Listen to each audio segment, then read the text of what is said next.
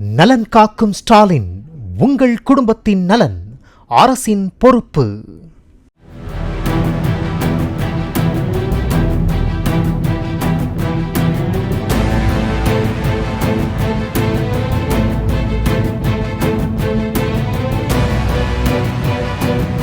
மதுரை கேபுதூர் பகுதியில் பட்டப்பகலில் வீட்டு வாசலில் நிறுத்தியிருந்த இருசக்கர வாகனத்தின் லாக்கை லாவகமாக உடைத்து இளைஞர் ஒருவர் திருடிச் சென்ற காட்சி சிசிடிவியில் பதிவாகியுள்ளது.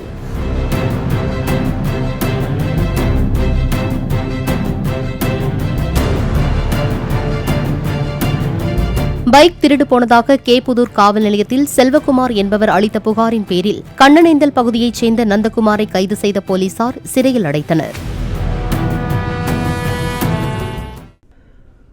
நலன் காக்கும் ஸ்டாலின், உங்கள் குடும்பத்தின் நலன் அரசின் பொறுப்பு.